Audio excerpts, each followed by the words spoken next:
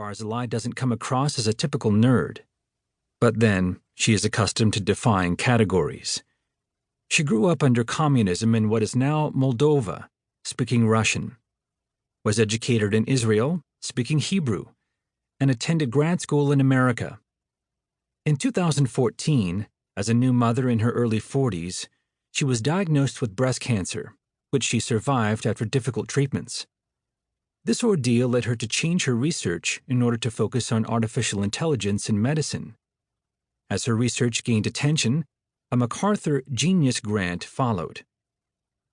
Barzilai and the team got to work. They trained an algorithm on more than 2,300 compounds with antimicrobial properties to find if any inhibited the growth of E. coli, a noxious bacterium. Then the model was applied to around 6,000 molecules in the drug repurposing hub, and later to more than 100 million molecules in another database to predict which might work. In early 2020, they struck gold. One molecule stood out.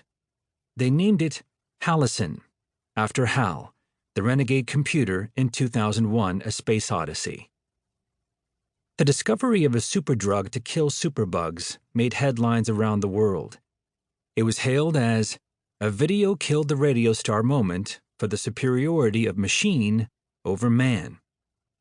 AI discovers antibiotics to treat drug-resistant diseases, boomed front-page headline in the Financial Times. But that missed the real story. It wasn't a victory for artificial intelligence, but a success of human cognition. The ability to rise up to a critical challenge by conceiving of it in a certain way, altering aspects of it, which open up new paths to a solution. Credit does not go to a new technology, but to a human ability. Humans were the ones who selected the right compounds, who knew what they were doing when they gave the material for the model to learn from. Barzilai explains. People defined the problem, designed the approach, chose the molecules to train the algorithm, and then selected the database of substances to examine. And once some candidates popped up, humans reapplied their biological lens to understand why it worked. The process of finding halicin is more than an outstanding scientific breakthrough or a major step toward accelerating and lowering the cost of drug development. To succeed, Barzilai and the team needed to harness a form of cognitive freedom. They didn't get the idea from a book, from tradition, or by connecting obvious dots. They got it by embracing a unique cognitive power that all people possess. Mental models and the world. Humans think using mental models. These are representations of reality that make the world comprehensible. They allow us to see patterns, predict how things will unfold, and make sense of the circumstances we encounter. Reality would otherwise be a flood of information, a jumble of inchoate experiences and sensations. Mental models bring order. They let us focus on essential things and ignore others, just as, at a cocktail party, we can hear the conversation that we're in while tuning out the chatter around us.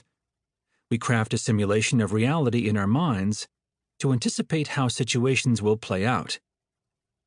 We use mental models all the time, even if we are not aware of them. But there are moments when we are acutely conscious of how we size up a situation and can deliberately maintain or change our perspective. This often happens when we need to make a high-consequence decision, such as whether to switch jobs, become a parent, buy a home, close a factory, or build a skyscraper. In those instances, it can become apparent to us that our decisions are not simply based on the reasoning we apply, but on something more foundational, the particular lens through which we look at the situation, our sense of how the world works.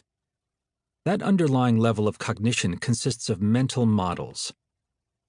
The fact that we need to interpret the world in order to exist in it, that how we perceive reality colors how we act within it, is something that people have long known, but take for granted. It is what made Regina Barzilai's achievement so impressive. She conceived of the problem in the right way. She applied a mental model, shifting her focus from the structure of the molecule, that is,